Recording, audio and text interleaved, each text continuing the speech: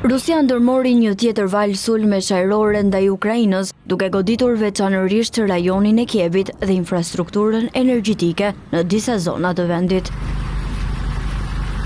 Sipas shërbimeve të emergjencës së Ukrainës, një dron shkaktoi zjarr në një kompleks magazinash në qytetin Jahotin, rreth 100 kilometra larg kryeqytetit. Pamjet e publikuara tregojnë zjarrfikësit teksa përpiqen të vënë në kontroll flakët. Ndërkohë, presidenti i Ukrainës Volodymyr Zelensky deklaroi se Rusia përdori mbi 400 dronë dhe rreth 40 raketa të llojeve të ndryshme, duke synuar rrjetin elektrik, objektet e prodhimit të energjisë dhe nën stacionet e shpërndarjes. Si pasojë e situatës së tensionuar në rajon, Polonia aktivizoi përkohësisht operacione ushtarake ajrore si masë parandaluese për mbrojtjen e hapësirës së saj ajrore.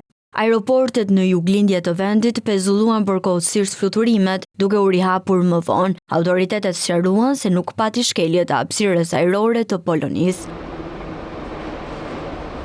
Ndërkohë në Kiev, sirenat alarmi detyruan banorët të strehoheshin në stacionet e metros. Rusia prej disa javësh ka synuar infrastrukturën energjitike duke shkaktuar dëme të konsiderueshme në një kohë ku temperaturat janë disa gradë nën zero. Ndërkohë, bisedimet për arritjen e një marrëveshjeje paqeje vijojnë me ndërmjetësimin e Shteteve të Bashkuara të Amerikës.